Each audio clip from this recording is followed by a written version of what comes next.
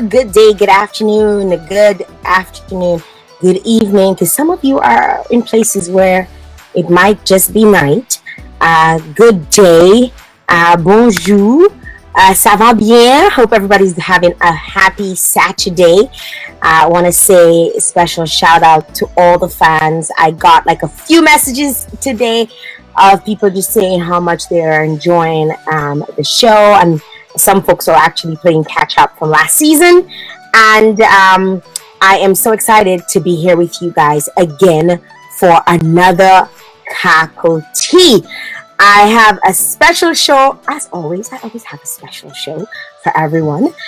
So I have a special show for you today, a special guest, and because of the time difference, we had to kind of sort of change the time up a bit for the usual Cacoa Tea. But that's okay because you are always flexible because you just absolutely love me, right? Want to say a special good day to all of the folks in the islands, whatever island that you're locked in from. Want to say a special good afternoon to all my Caribbean people, my island massive, when you're drinking that Cacoa Tea, my island massive, cheers to you. I also want to shout out my Canadian crew, my North American crew, especially my Miami peeps who are always locked in. I have a special something for you guys, the Miami peeps. I have a special something for you at the end of the show today, so stay tuned for that. I also want to shout out my cousin who celebrated her 50th yesterday. So happy birthday goes out to Claire. Wishing you a long life and many, many, many more years to come. It's Cacoa Tea time, and we're ready to put on a show for you today.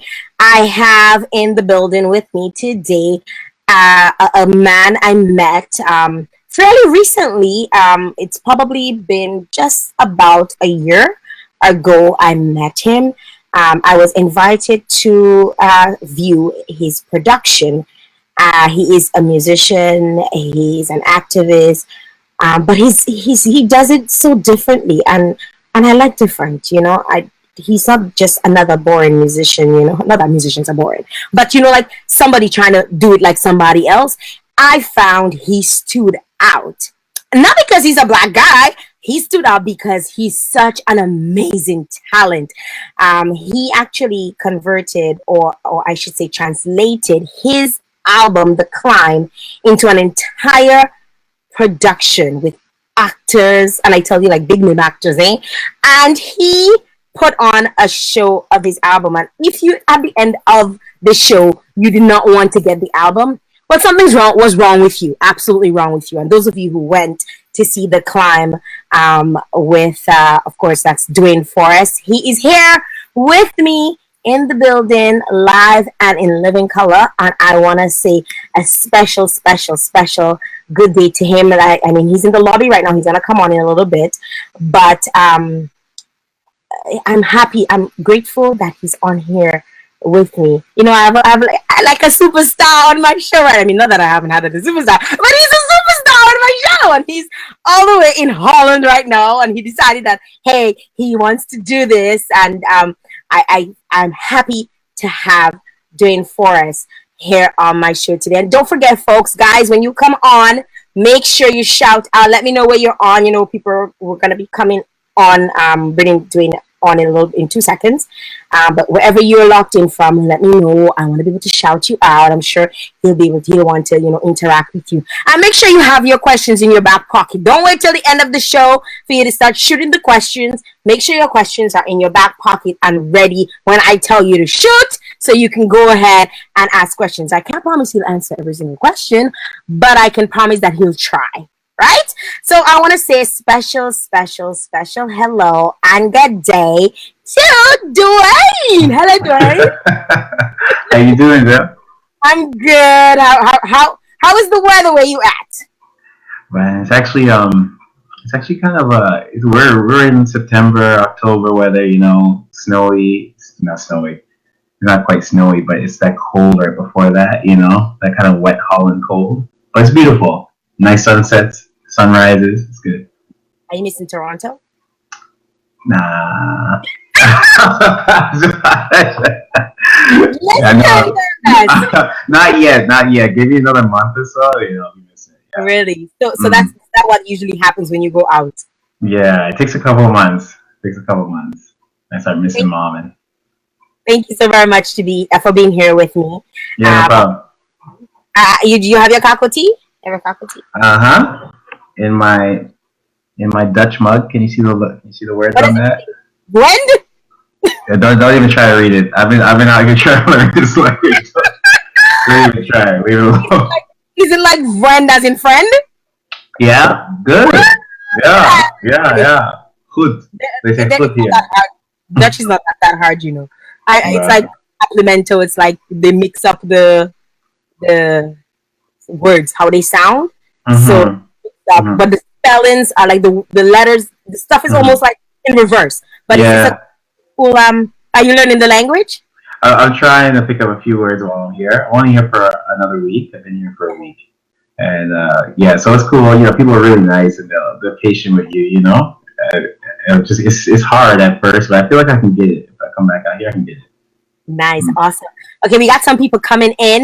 We have Okay. Janet saying hi. Hi, how are you? We Hi. So Janice is actually in Dominica. We have Okay. Connie Francis, who's locked in from St. Martin. St. Martin. Okay. So you're lucky, Yeah. yeah. Yeah. You have Some one of those. Caribbean flair here. Yeah, yeah. We have Martina, who's Martina Roya is locked in New York. So maybe Wow. building. Good. Guys, keep the comments coming through so I can shout you out and let the folks know where you're locked in. I don't mind shouting out people. I see somebody Mm-hmm. hiding. I suspect she doesn't want to. We have some folks from Paris locked in. Hi, Wow. Shannon. You, I see you. So I want to shout out all the folks who are coming on and thanking them for being here with Yeah. us. If you want to connect with Duane after the show, I've listed all his social media handles in the box above. So if you let me above, yeah, above. So if you just click above, you'll see all the links. Instagram, he's on Twitter, he's on Facebook, so you can follow him. You can send him, share his music, share his stuff. He does like little movies and stuff, mini movies of his. Am I You can saying it just right? say hi too. Yeah, they can say Do I hi. sound, do I sound like a stalker or like? No, no, you sound like a good friend. Oh, good, good, right. So there's these little mini movies of his music, and you can definitely get a feel for it. I like the fact that you put your stuff out there in the manner. I like the way you put it out there because it allows people to actually taste it before they actually eat the whole plate. You know what I mean? Right, Time, exactly. not every time I want to eat the whole plate because Right, right, something new. You're not sure how it's gonna taste. right. I hear the name, and you might say, "But what is that?" Mm-hmm, mm-hmm, Or you might just hear that the chicken tastes really good. There's one song in there that you really, really heard on the radio and you like, and then it's just the song that you like, and that's about it. mm-hmm, But I like the way you give snippets of it, little nuggets of it here and mm-hmm. there, and Yeah, yeah. gives us a taste. So go Mm-hmm. follow him on social media and like his music, love his music, follow him, and definitely share his stuff with your friends and your family. We got Duane here, and I like to start my show every single time finding out who my guest is. I told you a little bit about how I know him, but I want to know who is Duane Forrest. Wow. Well, yeah. So I'm a singer-songwriter from Toronto. My parents are from Jamaica, but I was born in Toronto. I grew up in a cool place called Chesterlee, not far from the school where I met our mutual friend Duane Murphy. And yeah, and I didn't think I was going to be a musician. Growing up, I wanted to be an artist. Actually, I was really interested in I wanted to go to school at Sheridan and work for Disney. I do animation. Well, I used to anyway. And but growing up, my mom and my dad they used to have all these like bashment parties in the basement, and deep reggae playing, and it was just going into me, what I mean, without me even knowing. It was just like I was just absorbing the music. And when I used to draw and stuff, I used to like to listen to jazz radio and classical radio, and so it was a weird mix of that and reggae and music just started happening, and I put down the pencil when I was kind of graduating high school, and started playing the guitar and started writing songs. All the while, though, I think you mentioned earlier, I really have a big heart for marginalized people, people on the fringe, people struggling, especially because I grew up in a rough neighborhood, and so I really wanted to do some charity work, and so I used to work for an organization that lived in the border of Mexico and Ciudad Juarez. We're gonna get to that. Okay. I want to get into Okay. that part of it, because in your production, Yeah. your album, Yeah. time, which I want to talk a little bit about later. There's a lot of outside of Canada in there, so to Yes. Yeah. right? Yeah. So I want to get into that a little bit. But before we get too deep into that, I want to know what exactly is, because you did mention, the bashment parties kind of like got you into the vibe and stuff. Yeah. I grew up in a Christian home, so loving music. Yes. I thought play like Easy Go Lucky Dubby and whatever, but Yeah. I didn't want to become a musician. You know what I mean? Right. Who are some of the people who actually inspired you to say, "Hey, I'm gonna"? Because I'm sure your parents, or not necessarily your parents, but people probably said to you, "Musicians don't make money," But Right. who inspired you to say, "I'm gonna make that bold step and I'm gonna go for it"? Okay, so yeah, I grew up listening to it, but the step to actually start performing, that person was Jack Johnson. He's a Hawaiian-born singer-songwriter. I think he used to be a surfer, and he just he plays guitar, and he just has like a really laid-back voice. Because I didn't think I could sing, because I just have, I can't sing like Mariah Carey or something like that. You know what I mean? So I'm not like a singer, So I didn't think that that would be my path. But when I heard this guy, I was like, man, he kind of sounds like me. And like I was like, people dig that because he's famous. The guy's famous. I was like, oh, maybe I can try this, So I started to try to do it 1, 2, and There's hope for me. hmm? There's hope for me, you're saying. There is hope. There's hope for everybody. Yes. So I just started trying. The first time it happened actually was at church, because I used to play drums for our church choir. And one day there was, I can't remember why, but we were short on tenors, So the choir director said, "Hey, listen, I need you to come sing." I was like, "I can't sing." She said, "Yeah, you can sing." And she brought me up and she said, "Do this," and I did it. She said, "Look, you can sing." And that was the first time I sang, So yeah, and after that, like I said, I listened to Jack Johnson, and the rest was history. I tried to take a stab at it. Okay, so you went abroad. Mm-hmm. Why did you start traveling? I mean, you mentioned that you sort of share a love for wanting to help people. Mm-hmm. Was that the main reason why you started traveling? Mm-hmm. And I want to get into where you've been and what you've done. Okay. Oh, look at this. Hopefully you have time, because there's been a lot of places. The first trip I did outside of Toronto, like a trip, I went to I did like a mission trip, quote unquote, to the native reservations in northern Ontario, and I went with a team to basically put on like a summer camp for kids. And at the end of each week of the summer camp, we would go to a different reservation. And at the end of each week, we would do a big concert, and I played drums for that. And it's a long story how I even got hooked up into that, but I went, and that was the first time I wasn't, I hadn't even played in bare feet in the grass, in a park, and I was out deep north, so it was like mosquitoes were killing me. I was the first 2 weeks I was wearing those what do they call it? Like those bug nets, like those suits. Yes. And I had that suit on like I was in Star Wars. What's that? The ones that you wear when you work in a high. Yes. I was wearing that the whole time. What is that place? That there's a name for it. What is it called? Where they wear? I forgot the name.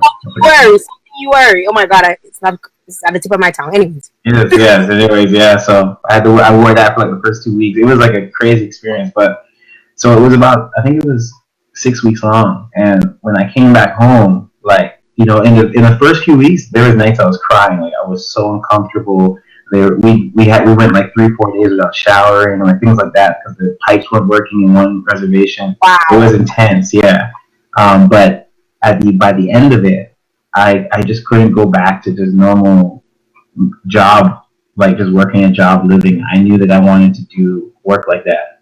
Why is that? Did something trigger that? Yeah, it just felt like, you know, when you feel like, well, I don't know, maybe not everyone has reached that yet, but when you feel like you just hit something that you know you're born to do, and that's how I felt, you know. And I was like, man, this is why, this is one of the reasons why I'm here, you know, to do this kind of work, to reach people, to let love on people, you know, that are like on the fringes. And so after that, I wanted more. I couldn't get enough, and then that's how the rest of the journey began. What exactly would this work entail? Like besides just doing the ministry aspect of it, when you went out there, what exactly did you do? Like on this trip? Yeah, Yeah. just, So yeah. yeah. So okay. So we would go. Our home base was Thunder Bay. Wow, I haven't talked about this in a long time. Wow. So our home base was Thunder Bay, and we would go there. We would fuel up, get showers, and then we make a trip out to the reservation. And when we got to the reservation, the community leaders knew we were coming, and it was promoted to like kids in the community that were coming to run like a summer camp. So the kids would all come sign up, and we run a summer camp. You know, like games, Okay. Sports, stuff like that, right? And then in the evenings we would like hang out with different community leaders, and then we would do practices because at the end of the week we would do a concert, you know, for the community. So, and that's what it was. And week to week it was like that in like the northern western part of Ontario on the border there of Manitoba. That's what it was. And we come back and shower and then do it again. What did your parents think of that? Of you wanting to take that route, sort of? My mom's Jamaican. You know what she was saying. Well, yeah, but she was super proud of me. I want to hear what she said. Oh my gosh, can't repeat it here. But yeah, I know. But yeah, she was super proud when I came back. You know, when I first started it, because you know how it is, right? Especially like, you know, like being like, you know, black folk. I was about to say, you're not white, you know? Yeah, you don't say like I was scared to say it. You're like, I didn't want to say. I'm on the air. I didn't want to say. it's okay. I'm like, no, white people do this. Like, Yeah. But Yeah, it's okay. Because if we understand the cultures, I think if we both understand each other, you know, blacks, well, not just both, blacks, white, Asians, all Indians, color. we Yeah. understand that, hey, we're different colors, we come in different shades. That's right. But we also have our differences, you know? That's right. And there's things that we just will not do. Like if you get a black kid going to a reservation or going to, you're like thinking to yourself, like is he white? Like, that's right. Like, what's going on? No, both my dad and my mom cussed me out. My dad more than my mom, but you know, because the thing I was trying to explain to somebody the other day, you know, like my mom and my dad coming from Jamaica, coming from where they came from. My mom actually was in the States first and came over. You know, we're just as black folks, you know, we're trying to just get back to the correct and rightful place that we should be in society, you know? And like to go to forfeit getting a job or moving forward or getting a career and making those steps forward to do like missionary work, it doesn't make any sense. You know, it really isn't. And I get why they were like that. It doesn't make sense. I know. My father, if my father was alive, he'd probably get all technical with you and said, "Do you know that those missionaries were the ones that came and brought Christianity to us?" That's right. You know, That's right. And I'm sure your dad probably. He's not. Yeah, he's smart. Right? Yes. Yeah, you're right. Yeah. No. Yeah, trust me. I heard it all. And you know, it's been like that for most of my life because I've always had this kind of heart. You know what I mean? And you know, like, but the idea is that I should be trying, get on my own 2 feet and get our family on my own 2 feet and get get something prepared for like if I have kids one day or something, like get that going. But I'm going the other way. On the flip side of things, though, it's not just about having the heart, but it's about loving people. And love people. I know what we were taught and our culture and how we roll. But if you love people, people, and that is the way you connect with people. That's right. Yeah, yeah, yeah. Connect with people. Everybody has Yeah. their own thing, their own way that they connect, or their own way of Right. help, and that just Yeah. happens to be yours. Yeah, that's it, and it's just what I was born to do. It's one of the things I was born to do. And I knew from a long time ago that I might not have lots of things, or I do hope I'm rich one day, but just so I can give the money away, right? Like, but it's just like I've always known that it was always going to be this way, so I have no problem with it. So, but yeah, that's it. So it's been an experience. Tell us about Genesis. Yeah. Okay. So about wow, I think it's 8 years ago now. I started a charity in Honduras. So after this, my time in the native reservations, I started to do the same type of work. I worked with like inner city Toronto youth, right? I did that for a while, and then from that organization called Urban Promise, they had urban promises in different parts of the world. So they had them in the States, and then they had one in Honduras. Okay. So I went down, and they needed somebody to come down and help run a summer camp. And I spoke a little Spanish because I used to live in Mexico. I lived on the border in Mexico for like 9 months. So I went down there, and while I was down there, I noticed that most people couldn't play any instrument. They didn't know what colors you mix to make green. Never acted before. Never learned any forms of dance other than what you could see like on TV or whatever. And then I found out that most people, unless you had the money to afford private education, you would never touch any of those things. It's just not in the public education. And I thought that was a travesty, because one of the things that got me through growing up in Chester Lee. Chester Lee used to be a really bad neighborhood. Actually, it's a little rough right now, but it's going to be a beautiful place one day. Trust I was me. about to say, like, Yeah, yeah, yeah. But don't worry, it'll be a beautiful place, and maybe one day I'll get back. I'll get back involved with that community, because I think about Chester Lee. But yeah, so I grew up there, and it was rough, man. Like, a lot of my friends got caught up in a lot of stuff, right? We've seen a lot of crazy stuff. We've seen violence and all sorts of stuff. But like when my friends would come and knock on the door and be like, "Yo, Duane, let's go do this bad thing."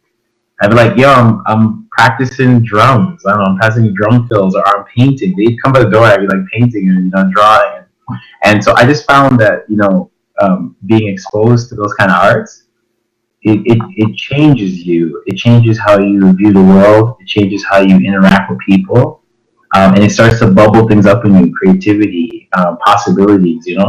It was a gift to me. I think it was a gift from God. So I think it's something that I can use to help people in marginalized places, people struggling in different places in the world. I don't think it's the answer. For example, like a lot of people would want to just build, like, for example, build wells for water, right? Or think that you need houses, stuff like that. And I think that's all important. But I think this is a very important thing that's overlooked. Education in the arts, exposure to the arts, exposure to expression. Arts have free speech in it, expression, right? Creativity, it's all locked up in it. And so that's how I started Genesis. So it was cool. I had the idea. I wanted to do it. I had no money. All I had was my first album. I had an album at the time, and I brought some down with me. So I decided to just go and start playing shows. So this is actually how I started playing music, how I started touring. Because I was like, well, I need money. I got this album, so let me do it. So I went out and I toured, and I told people, like, hey, listen, I'm trying to raise money for this project we're trying to start. And I tell people, like, I need guitars, I need pianos. People brought guitars to my shows in Central America. They gave me a guitar they were traveling with. Yeah, someone gave me a keyboard they were traveling with, right? Yeah, and then doors started opening, and I played all over Central America. I at first was doing it in the town I was in, called Copan Ruinas. It's like it's where the Mayan ruins are, and in Honduras. And then first I was just playing there, and it wasn't really working. The first few shows, I was like making, it was like $25 a night. Like, that's how much they paid me. It was like, so it's not gonna work. And I felt like giving up. I just kept doing. What was that? That's just to eat. Just to eat. That's nothing. Even though the money is different down there, 25 wasn't enough for what I wanted to do. But I just kept doing it, and then got some money together. And then I went to the local school, and I was like, hey, listen, I'm giving free art. I did it all myself in the beginning. Each day I did something different. One day was visual art, one day was guitar, one day was drums, one day was dance. And I said, hey, I'm doing this all out of this house. I rented this beautiful house. And I said, come to this house if you want to register. And I had 50 kids for the first semester, and that's how it started. Yeah. Nice. Okay, so you started Genesis, which is it's a nonprofit Yeah. organization that helps you reach out. It's like an outreach program Yeah. for young kids who Mm-hmm. want to study arts and music and that sort of stuff. Mm-hmm. So was that is that what Genesis is built around? Just touring all over the world? Is that what your plan is, or is it gonna be more of a music thing? And I'm gonna use that to promote Genesis. How do the two? Oh, how does my music and Genesis work together? Yeah, okay. Good question. If I wasn't doing Genesis or some sort of charity, I probably wouldn't be touring and playing music. You know what I mean?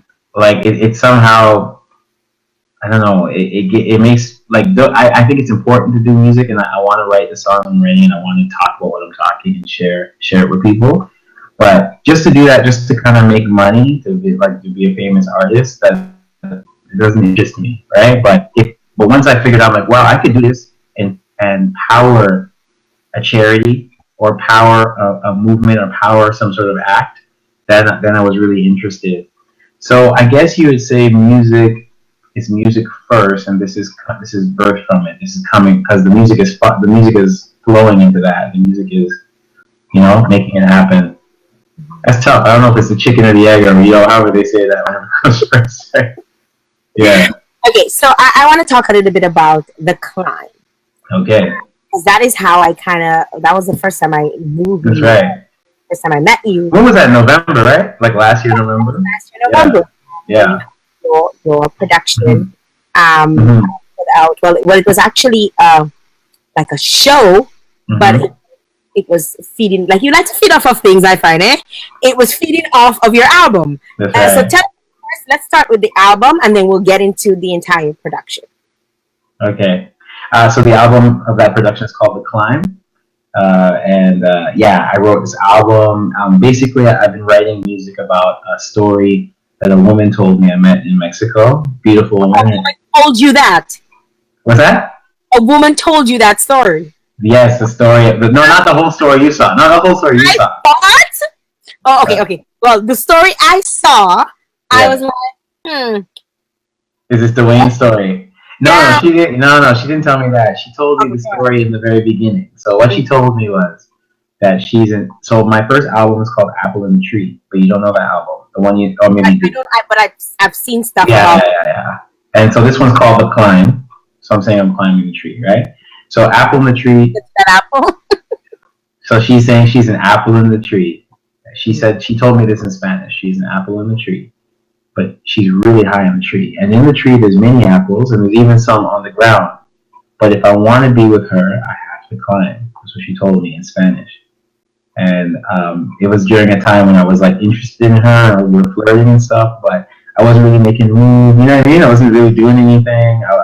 I didn't have any money. I was a missionary at the time, so I didn't have money. I couldn't even afford like deodorant or like, you know what I mean? Like it was like no money, so I couldn't even take her out.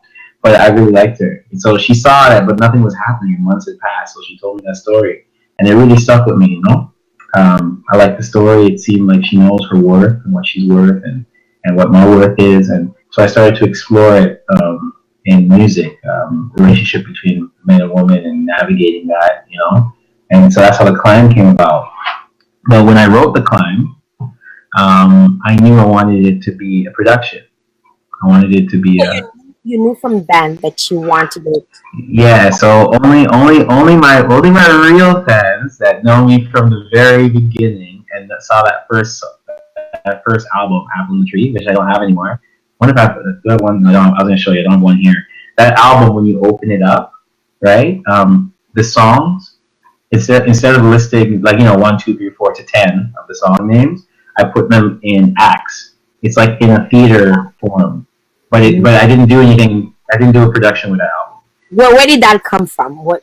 Yeah, I don't know. Because I was seeing something. I didn't even know what I was seeing yet, but I was, something was bubbling. I was seeing something. I didn't know that I was going to be putting on productions, right? I'm already working on a new one.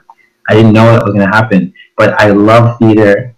I feel like not enough people are exposed to theater. I love it. I saw Fiddler on the Roof many years ago, right? I was like, this is so sick, right? And so I don't know. When I made the album, I wanted it to have like some sort of theater story feel. And I even wrote like a little small short story on the inside of the album. That's not a part. That's not in any of the songs. You know, I just wrote it in, and I didn't do anything with it. I didn't do a production really with it. When I released the album, I released it in a theater, and I had basically a concert in a theater, right? But I didn't take it to the level of production until when you saw the Climb. All right, now you put on this production with very little speaking. Might I add? How many nights did you run for? Did the Climb run for? But when you saw it, it was 4. But we did it again for. Have you heard of the Toronto Fringe Festival? Yes. Yeah, so we were in the Fringe Festival again, and we did like I think 10 shows in that one. That was in July. Wow. How successful has the Climb been where you're concerned? Yeah, really, really good. That's actually kind of why I'm here. I'm talking to you from Holland. So no, let me tell you. Wait, before you even go into that, when I saw it, I was just like, oh my god! Like I was so in awe. Like I'm very much into theater as well, right? Yeah. Little plays here and there and stuff. Yeah. When Shamila invited me, she's like, "Oh, Duane's in this thing. We gotta go." And then we get to this. I just want to give my perspective, okay? To my viewers exactly what I'm talking about. So we get to this place. It's like it's almost like a museum, kind of like the setting and stuff. And we get in there and we're sitting at a very small setting, but packed, and like everybody, like the show that night was sold out. Yeah. So we get into this, and then you see this mesh, this big mesh sort of curtain thingy, from the top to the bottom. So I'm thinking to myself, at some point it's gonna come down, and you're gonna see the actors and whatever, and you're gonna that's what's going through my head. And then the light comes on behind the mesh or behind the curtain thingy, and the people start doing stuff. No, before that, you introduce the show. You say thank you, and then you start singing. But you have this I don't know how to call it. The way you sing, like you barely open your mouth when you. All right, and I was like, "Ooh, that's sexy," So I was like in the music, and then you kind of introduce the show, and then you see the actors. They start performing in this light, like and it was just like I think there was probably 6 lines of talking in the entire thing. there was if even yeah. But the way you told the story of the album, of the actual event, it was very, very, very intriguing to me, at least. So much so that I stayed to watch it again. And I'm glad I stayed to watch it again because I picked up things that I didn't see the first time. That's what people tell me. Yeah. So it was very nice when I went. There were certain parts that I don't think it's that I didn't get it, but you kind of just went by, and you didn't. Like there were certain messages, hidden messages here and there and stuff. You get the gist of it for the most part, but watching it twice, it was so refreshing, and I remember when Duane asked us, Duane's like, so you guys gonna leave? And we're like, yeah, we're probably gonna go get something to eat. And he's like, well, you guys can stick around and wait for me, but we're gonna go on again. And I was like, I don't watch it again.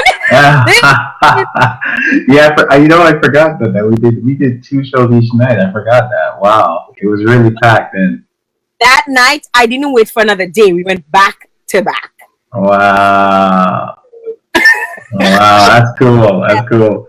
Yeah, we were back to back, and we checked it out a second time. And I remember the ride home, we're talking about it, and I was like, oh, this part, and and this part. It was almost like a movie, Right. Which is so good to hear. That's what I want because I love theater, right? I really love theater. I think people like I can see why people don't really watch theater because I find it when I watch a lot of it's too long, and now we're in the movie generation. So, but I love how movies tell stories too, and so I'm trying to find ways to make them come together. You like to Um, marry things, eh? yeah. Well, everything. Come on, everything is one. You know what I mean? Yeah. Yeah. So you put on the climb. You did Hmm. different productions, different times and stuff, and Yeah. now you're in Europe. What's up with that? How Yeah. did that? Yeah. So the past like 5 years, I've been coming to Europe to do tours. My manager is actually one of my managers lives in Berlin and in Germany. So I've been out here often. I do tours. Um, this time's a little different. I quit my day job in Toronto. Had a beautiful job with a beautiful organization called St. Stephen's Community House. And my job was just to like reach young people through arts and music and songwriting and put on productions. It was amazing, perfect job. So sad to leave it, but I needed more time because I have so much creative energy, and also I needed to put some more time focusing into Genesis to raise funds for it. Now because when I started we had 50 kids. Right now, each year we teach over 300 kids in Guatemala and Honduras. It's getting big. So basically, I need to raise more money, or I need to become famous with music, and I had to start focusing. So yeah, so I'm out here right now. I'm out here. I played a few shows in Amsterdam and in Northern Holland and Onkrop, Friesland. I can't say that to you in English, but that's the area. That's the area where we is. What is the feedback like when you perform? Because I'm just gonna give you my little version of things when Okay. back Well, performing. I have out here. I haven't done the climb yet. I haven't done the production you saw. Okay, I'm negotiating that, so we are going to do it out here. When I come out here on tour, I'm just doing like my solo tour. Just music stuff. You yeah, sing. just music. Yeah, and people like it. There is the response like, "Oh, a reggae man, he might be from Jamaica with Rasta." Not good. When they see that, yeah, when they see it, they're expecting I'm going to play Bob Marley or something like that, right? But no, when I play the music, they always pleasantly surprised because it's something a little different than what they're expecting. And yeah, I'm just trying to get better and better and work on my songwriting. And so it's cool to be out here to do that. So I'm playing a few shows now. Then I'm going to Paris. I'll be based in Paris for a little while. And that's where I'm hoping to be launching Climb in Europe. So right now I'm negotiating with a Climb in Holland, one in Berlin in Germany, and one in Paris, and I have interest as well in Rome. So what I'm trying to do is to see if I can set up a little tour of it, and we do like maybe 2 weeks, and we do 3 days in each city. I bring the guys over. Wow, Have some fun. Yeah, that'd be really fun. So we'll see if we can make it work. kisses. I know I can be an assistant. I can pick up the clothes and just bring. Yeah, yeah, yeah, Yeah, but yeah. that would be absolutely awesome. I wanna talk a little bit. I wanna digress a little bit on getting to your personal life. Okay, Where do you have? okay. Is there time for that? Yeah, sure. So much. Tell us a little bit. Give us the tea on the personal life. Look at his face. You gotta ask me a question. I don't know where to start with that. You gotta ask me a direct question. Ask it. Are you single? Are you married? I I am not married, but I am off the market. I am not on the market. are Yeah, tell us a little bit yeah, about that. yeah. Was it climb inspired or what? What was it? Climb inspired? You Well, have to go through a climb.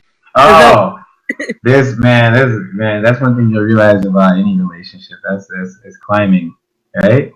Every relationship's climbing. I'm starting to see the secret to work and develop me, But there's so much, me like, man, I'm in my 30s and I still see so much areas I gotta grow in, to be a man and just, there's so many. I have so many ways about me that are not conducive to being with somebody else. You guys work on them and become a little more selfless. So that's what I'm working on right now, trying to become a little more selfless and a little more humble and put people before you and ahead of you. You know what I mean? Mm. And How like does learn what it. how Hmm? does that work with you being on tour?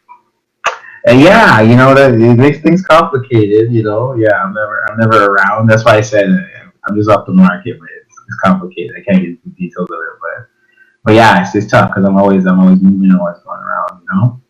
But hopefully you find somebody, right, that's like that, or gets that, understands that, or works separate and come back, and So yeah, and I think that's all right where we're at. So yeah. That's that's awesome. That's very very nice. Do you Mm. do you face any challenges, like not necessarily personal, but challenges in what you do? Because Mm. someone might be looking at you right now and saying, "Yeah, this guy kind of fortunate. He was born in Canada, so he probably got some benefits, some free education here, there, and everywhere." But Right. he like go all over the world and play music and tour and raise funds for Right. this nonprofit organization. Yeah. What Yeah. sort of challenges do you face? When I say challenges, like not your personal challenges, like Yeah. the challenges as an artist trying to grow because you have a dream to get enough money, one to help your organization or to Right. get. So what sort of challenges?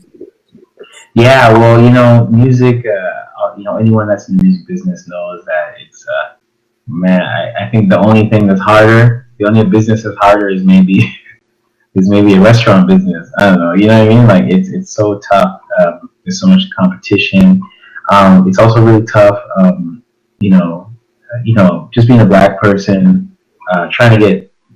For example, there's lots of grants out there, musical grants and stuff like that, like your friends were saying. But I haven't got any of those yet. You keep trying, and it's kind of like a catch-22. You need to have a product at a certain level to get the grant, to get the money to make the product. So it's another one of those weird things, but I don't have that. I don't come from rich, we grew up poor. Poor in Toronto standards, I would say, My mom, single mom for most of my life,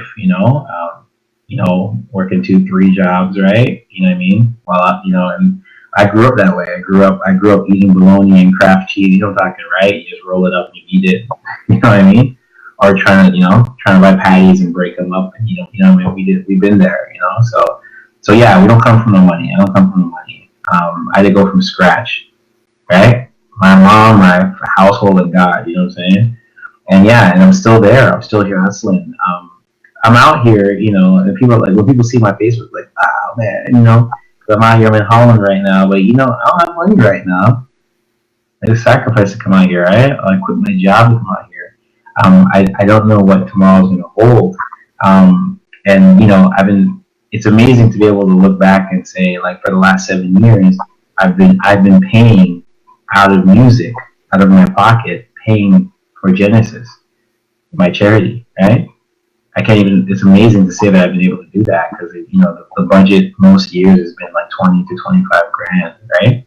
It's not huge, but still to come out of this black man's pocket, you know what I'm saying? Like that's just out of my pocket.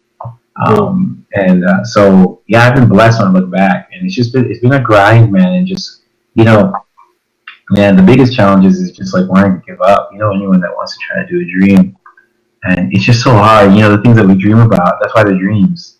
They're so lofty, and it seems so hard and impossible. And that's how I feel that all the time. Sometimes I feel it. Sometimes it's like weekly. I feel like I want to give up, or what am I doing, or I'm too old now. Because you see these guys like Bieber and stuff. They all started when they were 14. I'm in my 30s, right? I'm still trying to make it as an artist. You know what I mean? Like, maybe I should go get a job. Go get a job and just settle down, get a family, get What keeps married. what keeps you motivated? What keeps you going? I think what keeps me motivated is probably a fear. I have one. I don't have many fears. I'm afraid of heights. I'm afraid of the deep ocean. Like I wouldn't like go scuba diving or something like that. But the thing I'm afraid of most is being old and wondering. That's the thing I'm afraid of most. So I'm not gonna do that. Life is meant to be lived. risk, you know, take a chance, and that's it. So I'm out here taking a chance. So I said, yo, I want to put climb in Europe. I don't know what I'm talking about, but climb in Europe. I want to put climb in Europe. I quit my job and came out here to do it. So and it's gonna happen, you know. And since I already came out here, like I came out here just to do that, you know. And I didn't really come out here to tour. And I'm on tour in Holland, and now I'm going to Italy. I'm going to Naples to South Italy next week, right? You just kind of just put it out, and then I got a phone call 2 days ago about Japan. They want me to. There's a possibility to put climb in Japan in September 2019. Wow. You just keep going. You know what I'm saying? Going. I don't know how many. I don't think too much about how it's gonna work and stuff, because that's where the real real obstacle for us. The things we want to do is probably time and resource, right? And not just that, the obstacle can be you, because if you keep pulling yourself back, that's right. You just keep. We just stop ourselves, and you know, I don't know, man. Like I think that every single person, everyone watching the show, everyone, you have something to give the world, no matter how big or how small it is, you know. And we can't afford to be afraid to try, because that thing inside of you needs to come out. You know what I'm saying? Every person has this thing. I don't know what it is. It could be a small thing, but everyone is dealing with something that they're afraid of trying to do or kind of putting out into the world. And you gotta put it out, man. That's how I feel. okay. Well, we're running close to the end. Okay. But before we still have some more questions.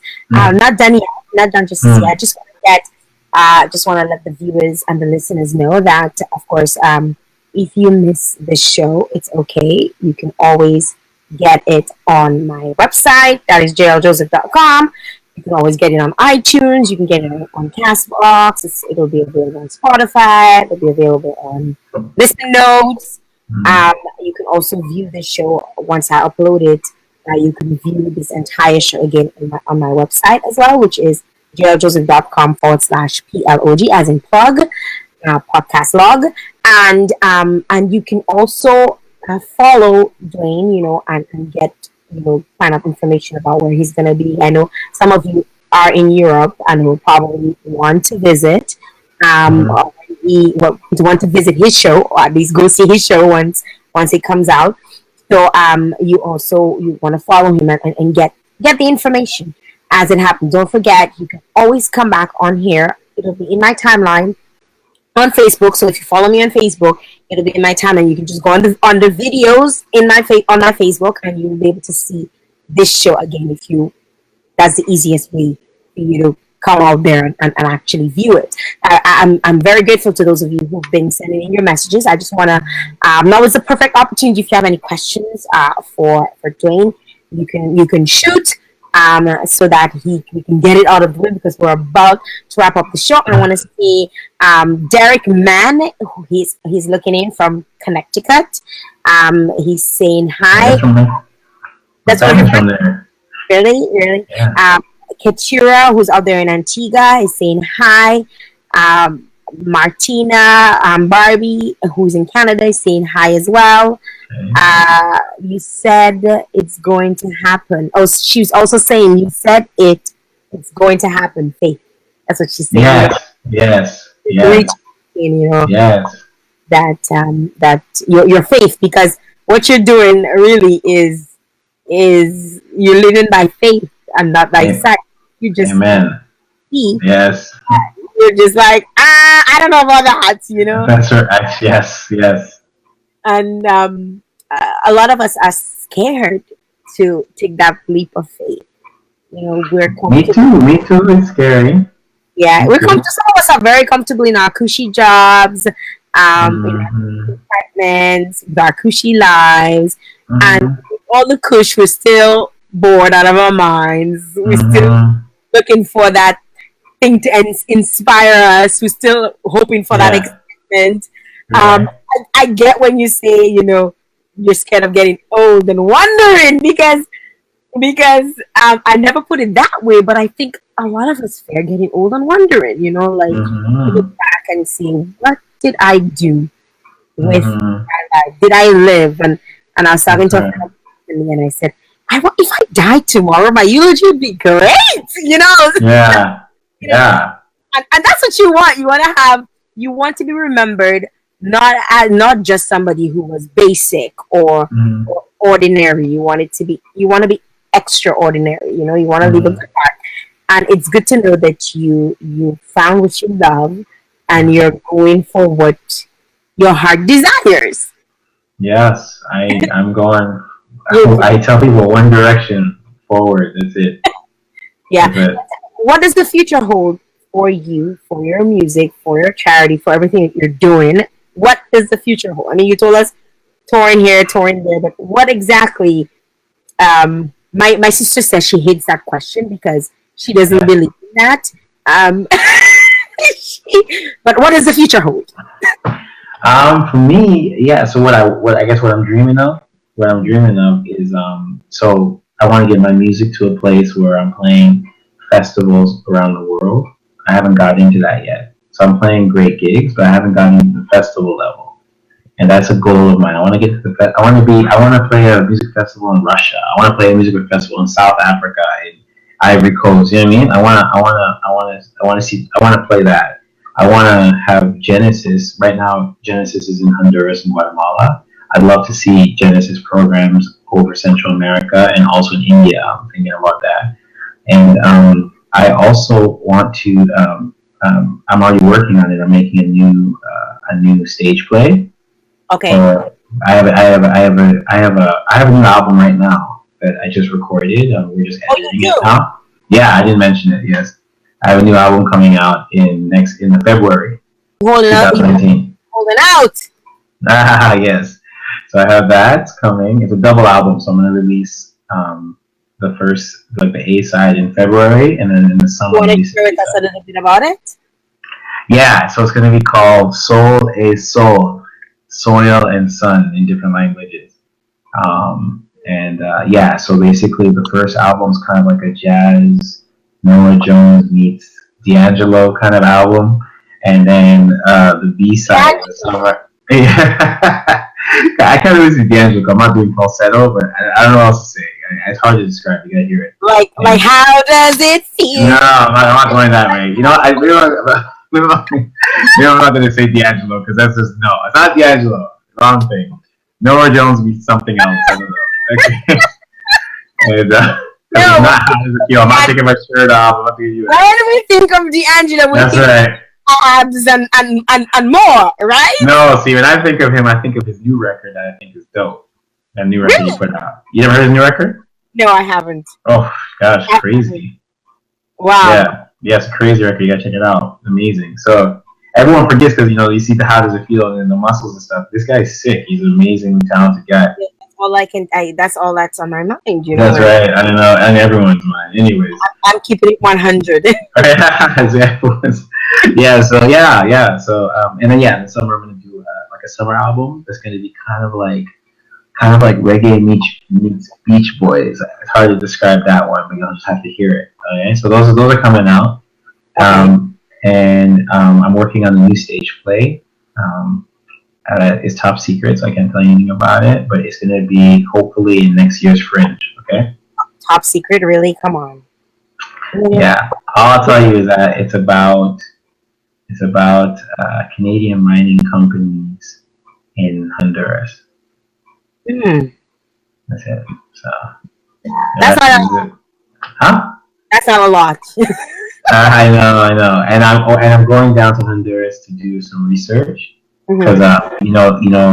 the a lot of people don't know this, but in most of like Central America, even in Yeah. parts of Mexico, if you go to certain parts, you see pure black people, pure black people, all in those places. But people don't know that. They're usually along the coast, right? Because of history and the movements, the slave movements and stuff like that. There's tons of black people in Honduras, tons. And there's Well, I a guess it's the black Latinos, a lot of them, there's a lot of black Latinos out there, and people just think, tons. People don't know. There's tons. There's places I go and I'm like, there's just men, black people, like black people. That's it. Like a place I don't see anything else in Central America. There's damn. places like that. Yeah. So, anyways, they have a really beautiful music because they have kind of like the Afro, like African vibes Mhm. came over and mixed up with the whatever they had over in Central America. So Mhm. there's this type of music I really like called punta. It's sick, What's it sick, called? sick, sick. Punta.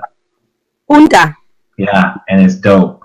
It sounds so dope. Yeah, so I want to go there and do some research, and I want to make basically I'm going to make like this is going to be for the end of the year. I'm making a small like kind of EP to go with the play that I'm going to release next year. Okay, that's going to have like all like Latin like punta Afro rhythms. It's going to be fun. I see. So that's what's happening. That's what's on for sometime next year. Yes. Yes. Sounds great. Sounds absolutely amazing. Oh, you mentioned you will be in Paris soon. Mm-hmm. Then Holland, no, not Holland. Then Italy, right? Mm-hmm. Right. I got the order right. So what's next after that? How long are you going to be out this way before you come back? I'll be back in Toronto for a couple of weeks in January. Okay. Yeah, I'll be on New Year's Eve. I usually play at a place downtown called High Steakhouse, so I'm gonna do that again, and then I'll be in the cold for 2 weeks, and then I'm gonna come back to Europe. Mm. Wow. Mm. I mean, it's been a pleasure having you here on with me. I don't know if there's anything you want to leave people with, because you are so inspirational in terms of, one, you're a young man, not just a young man, a young black man Mm-hmm. out there trying to do your thing, and not just doing your thing for yourself, but doing your thing to help others as well. Yeah, Right? So yeah, you're doing that, and a lot of people, they don't even know what it is like to go out and help people, and have a mm-hmm. heart to continuously help Mm-hmm. people. And at the end of the day, everything you do seems to marry itself right back to your charity, to the charity work that you do. I don't know what exactly you want to leave people with today.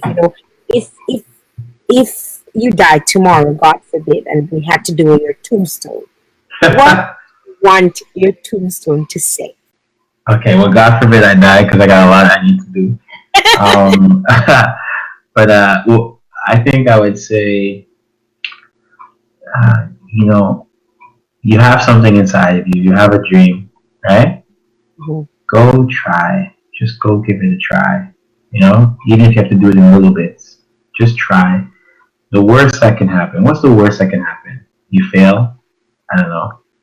That's it. Or you go bankrupt. Let's say.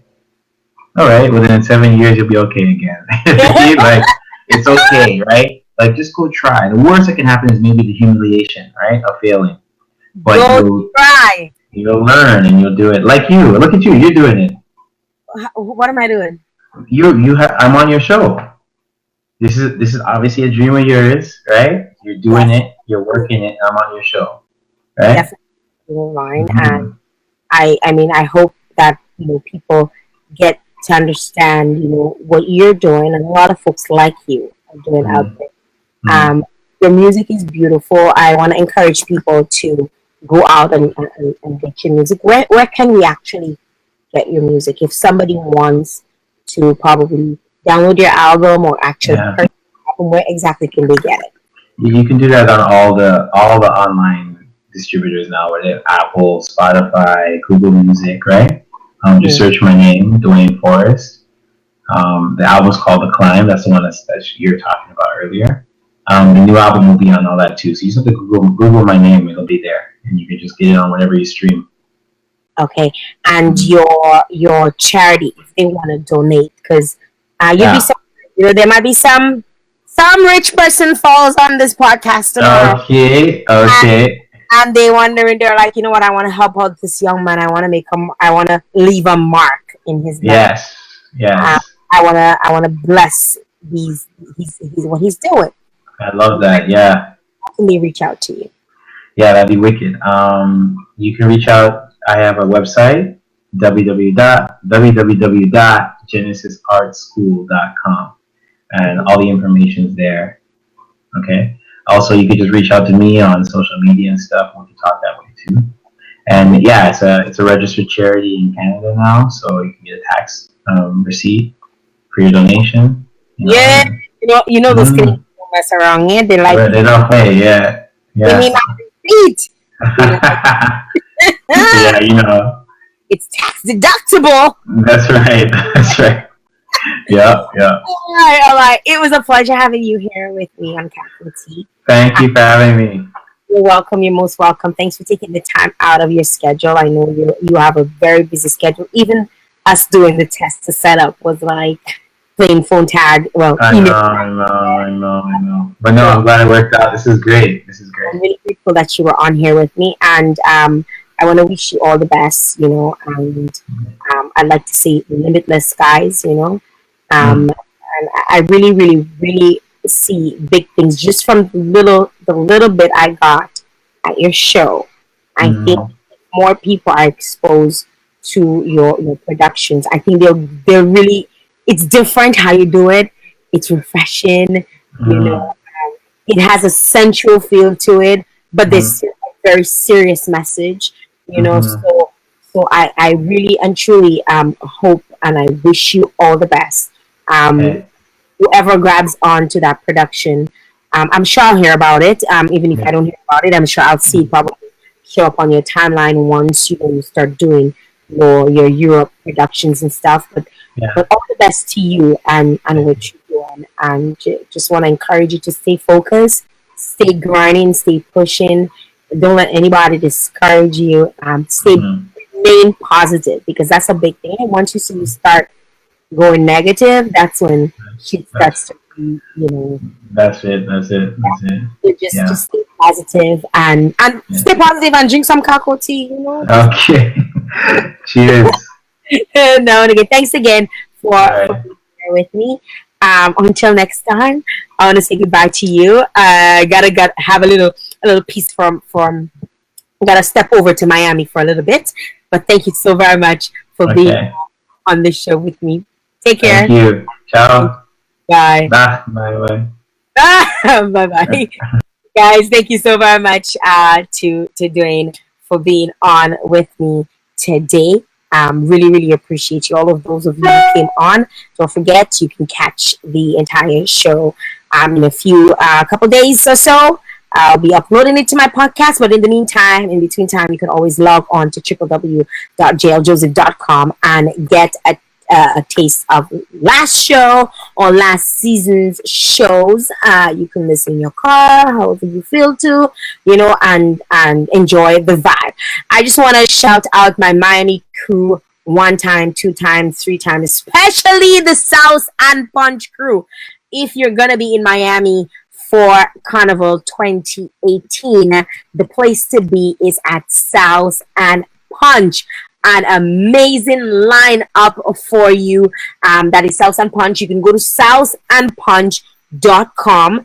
I've been trying to see if I could pull up the flyer, but my software is just giving me hells. It wants me to do all kinds of sorts of stuff. But anyways, you can go to the site for yourself and check it out. It's southandpunch.miami.com, southandpunchmiami.com, and they're having a comedy show and fete that is featuring Ricardo Drew, Nai, King Baba. They also have one of my favorite comedians who you guys probably saw right here on Cacoa T, the man, or I should say the lady, my buttercup, Jamal will be there. So they're having a 2-day event, Friday and Saturday event, and you want to check that out. Riverland Massive, the massive Juve that's happening, my Buttercup edition. You understand? So go ahead and make sure you get your tickets today. That is for the South and Punch Comedy Show and Fed that's happening at 1770 Monroe Street. That's in Hollywood, Florida 33020. That's on October the 5th and October the 6th, featuring the big names like Ricardo Drew and more. You want to check that out. So make sure you get your tickets in advance, get your tickets early o'clock, and see you at Miami Carnival 2K18. Guys, I'm saying goodbye. Thanks again to those of you who tuned in. I really appreciate it.